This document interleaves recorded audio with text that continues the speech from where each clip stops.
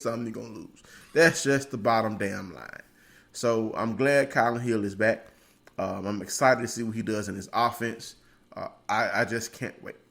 Now, the second player we're going to talk about is our thumper in the middle, Errol Thompson. Stubbs, what do you think the impact that Errol coming back is going to make for this defense? Because even though Mike Leach is known as an offensive guru, if you look at his teams at Texas Tech and Washington State, their defenses were not known to be stingy, if you catch my drift.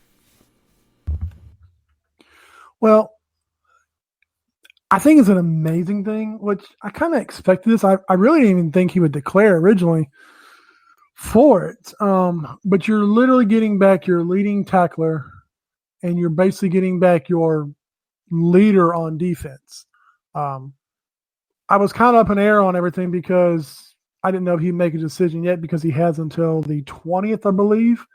But he made the decision without even knowing who his linebackers coach would be or his defensive coordinator currently. I mean, they may know something, but as you sometimes see on social media, they're finding out from reporters who their coaches are, and just like we are. So I was a little shocked to see him making his announcement early.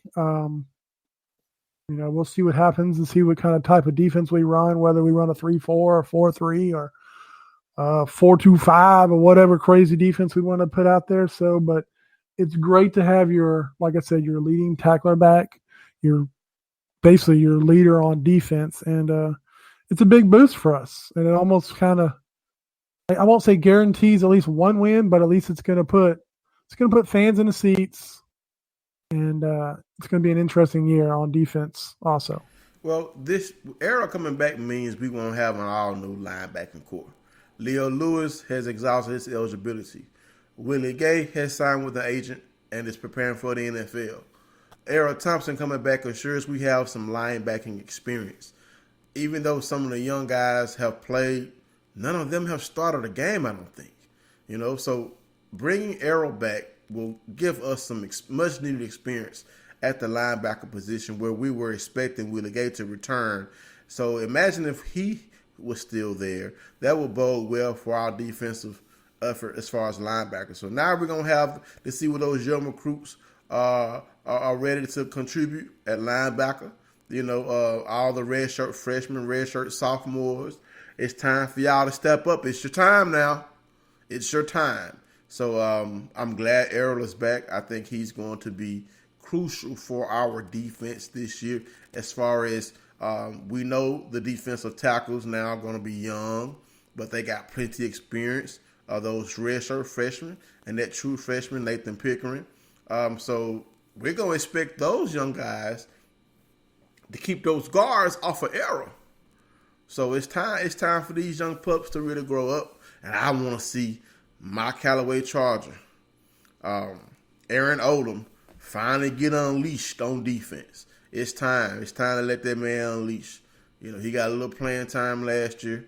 I'm ready to see what he can do in maroon and white when given continued extended playing time.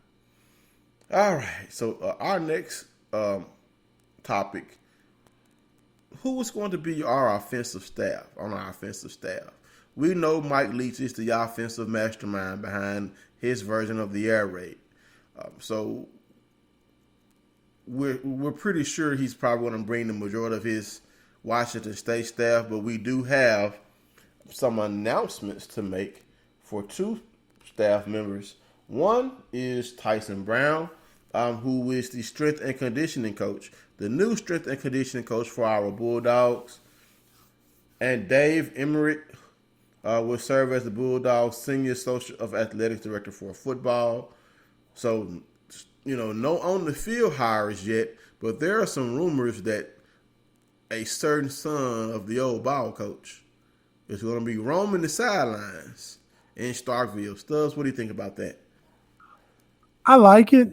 I mean, like you said, according to everything, it's rumors. They're coming. They basically just means it's unofficial that they haven't probably signed their contracts. Steve Spurrier Jr. has a great pedigree, not only who his father is. He got to coach under him for, I don't know, was it 10 years? He was been under Bob Stoops, been under Mike Stoops, did some time at Western Kentucky, and spent the last 2 years of Leach. Sky's the limits for the wide receivers. It's going to be interesting because with Leach's offense, you're bringing in not one wide receivers coach, but you're going to have an inside and an outside wide receivers coach. So I look forward to that. I really like this Tyson Brown hire. I've been doing some reading about him. I posted a couple articles on him, and they called him a diamond in the rough, and the things he makes his players do, and his players speak very highly of him.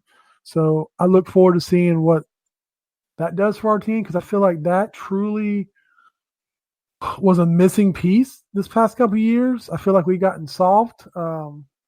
This isn't like the old days of Bayless or Savage or Aaron Feld seasons. Like, you don't see any of that. So I'm hoping we'll see where Tyson fits, if he's one of those type of guys or if he's, a whole different breed. So that can be interesting. I can't wait to see once all these other coaches sign on, and we'll go from there. Right, I can't wait because you know what, recruiting season is on, man. We don't have any official visits this weekend because we are still trying to solidify our staff, offensively and defensively. Even though we have made some offers, and we have I think it's an offensive lineman out of Alabama. I can't remember his name. Excuse me for not having that information. But, it's kind of hard to recruit when, and if y'all hear that dog barking in the background, y'all please excuse me. My neighbor has her dog in the front yard, and he's just barking. So please forgive me if you hear that, y'all. Well, that dog barking. It's not my dog. It's my neighbor's dog. And I want to go throw something at the dog, but I don't abuse animals. But, you want to have your staff in place. And a lot of fans are getting antsy because everything's still being put together as far as the staff, who's going to coach our Bulldogs, who's going to recruit future Bulldogs. No position on the staff has gotten as much as far as fans are eager as for the defensive boss. We want to know who's going to be calling our defense. And right now, we don't know. Fans wanted Todd Grantham to come back.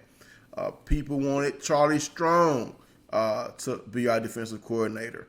And according to my good friend and your good friend, Steve Robertson, those guys just are not high on the list for our defensive coordinator. Will they be good candidates? Of course. Charlie Strong has been a head coach, a winning head coach. At some of his time, he's been a successful defensive coordinator and recruiter. Todd Grantham, and this man has coached in the NFL and college. He has been our defensive coordinator. He knows the lay of the land in Starkville, and his son is going to be playing baseball in Starkville. But I don't think either of those guys are going to come to Starkville.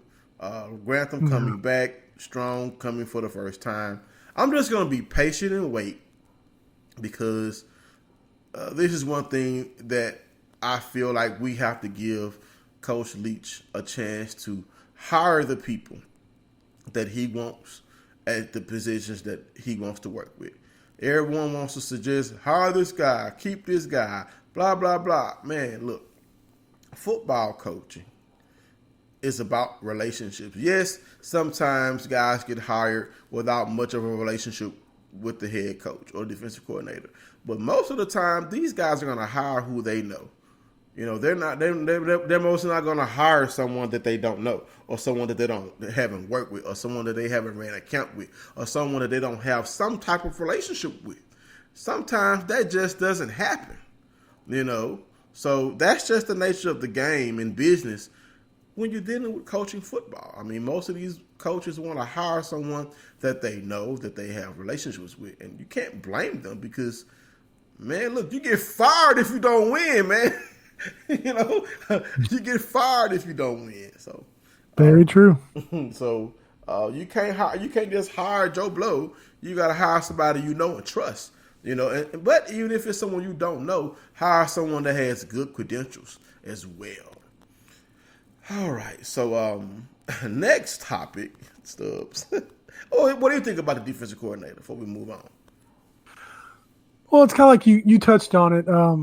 All the fans are screaming for Todd Grantham, and folks, it's like Steve and all of us have said, he's not coming back to be a DC.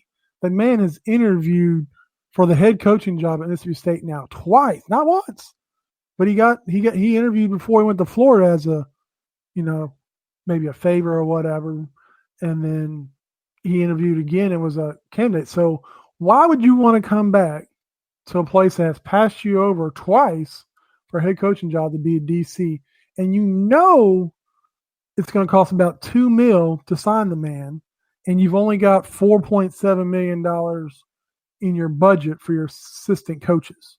So who you hiring for the rest of your people? Because you're going to get, no offense, but if you spend all your money right there, you're going to end up with scrubs at every other position. And Todd Grantham might be a great defensive coordinator, but he can't coach every position. I push for Charlie Strong, and I'll be one of those people that said that. And the more I look at it, and Steve talked about it, State needs a person that wants to be here, that is an up-and-coming type of coach, that wants to be a defensive coordinator. Charlie Strong was once a defensive coordinator several years ago and has also spent, several years as a head coach. He doesn't want to be – I don't think he wants to be a defensive coordinator the rest of his life. So then we're back in the same boat of, all right, he has 1-2 great years. Well, guess what? Off he goes, be another head coach, and we're over here, searching for another guy. So I'm interested to see. I'm antsy. It's like I said, I can't hold on to birthday gifts. I can't hold on to any type of gifts. I can't even keep my mouth shut about gifts. So I've been antsy every day. I'm like, oh, we're going to have a DC. Oh, are we going to have it? Oh, is today the day? No, it's not. I'm not even getting my hopes up anymore. When it happens, it happens. I put all my faith in Mike Leach and Cohen on their hires, and may the best man win the job. Exactly. So can't wait to see who we hire. I'm just excited. But speaking of former coaches, 2 of our former coaches have landed jobs elsewhere. The first coach we're going to talk about is our recently departed head coach. We fired him after 2 years, winning record on the football field, winning record in the Egg Bowl, losing record in bowl games. Joe Moorhead has flown to Oregon. Quack, quack. What offense is he going to run in Oregon? I hope that's the one he ran in Starkville, because if it's the one he ran in Starkville, he ain't going to be quacking for long. What do you think about Coach Moorhead to Oregon, Stubbs? It's going to be interesting. He did wonders at Penn State. He did wonders at his former school before that. Didn't do wonders with us. Maybe he's more built for the Pac-12, 10, whatever they want to be now, 16. I just don't think his offense was going to work in the SEC. I don't even know who the hell his quarterback's going to be next year in Oregon. The good news is with him signing is it saved Mississippi State several $1 million on the buyout. That was probably one of the best things that could happen was his buyout went from, I think, $7 million down to like $3 or $4 million by him signing on to be a coach somewhere else this season. So I wish the man the best of luck. He seems like a great person. Just wasn't the right fit for Mississippi State. I agree. Like I said, I like Coach Moorhead. You have to give credit. He was an amazing recruiter. The man signed an awesome. Here's the thing. Ever since this early signing day, I think it's what the second or third year of the early signing day. Yeah, third year. Okay. Well, Dan Mullen didn't have all his signees signed as far as guys who were committed on early signing day. I mean, I guess you can't say that this was a long. I don't have much data on that, but